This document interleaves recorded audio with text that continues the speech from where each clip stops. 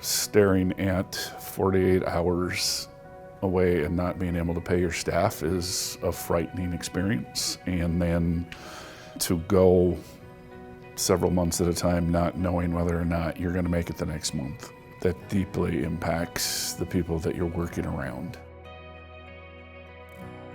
I think for far too long we forgot to tell our story.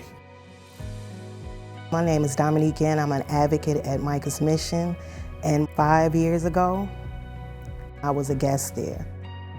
That was a really hard period in my life. I was lost. I didn't know what to do. I was homeless with my youngest daughter, and Micah's Mission was our first home. From my personal experience, we need an organization like Micah's Mission within a community. I think a lot of people still don't realize that people are homeless or need our services not by choices that they've made. They're not lazy. They are humans that deserve love and support and respect, and they just need our help for a little bit. I didn't foresee the homeless thing coming. I didn't know what I was going to do. I didn't have any positive options. To keep on keeping on and not give up was not a simple task. If a person doesn't have a place to lay their head and they're constantly in crisis mode and survival mode, their mental health is only going to keep spiraling out of control. The confidence when they get here can just be so down and broken, and they just feel less than human. But they get a bed and they get a blanket and they get to have a shower and they get to just be in the moment and just at peace. First 2 or 3 weeks in there, I was enjoying the fact that I had a roof over my head, meals, showers, place to stay. I had lost custody of my kids in 2021, and I was staying at Churches United, trying to get them back. And the only thing that I was waiting to get them back was housing.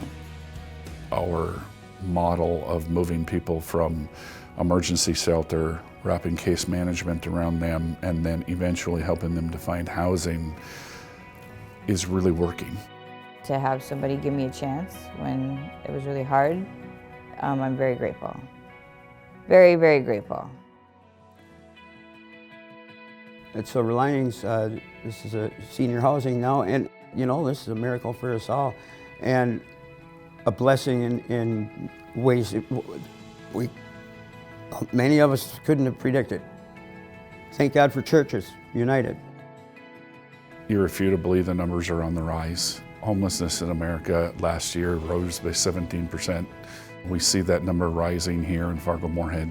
We have to strategize as to how do we continue to serve the growing numbers of not only homelessness, but those that don't have the food resources that they need. When you add up the shelter, the housing, the food, all of the other services that we offer, we're impacting 500 lives a day.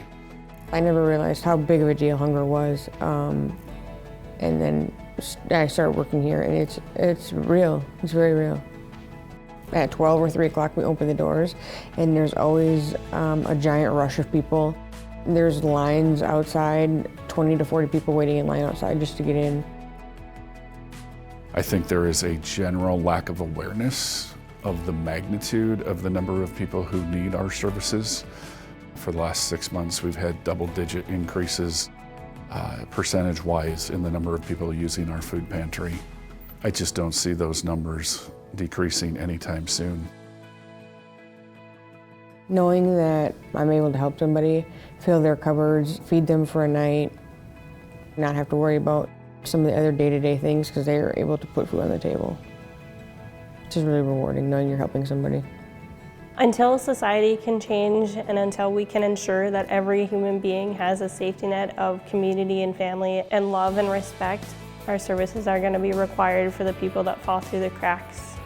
There's always going to be somebody in need.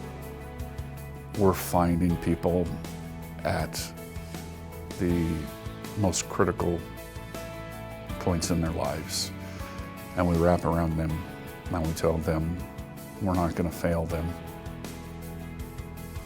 And the day that we get to see those folks move into housing, that's a good day. And you know how much of an impact it makes because so many of those folks still come back to see us. For $3 million a year, we take care of 500 people a day. We feed them, we shelter them, we house them. Imagine the cost to this community if we didn't exist.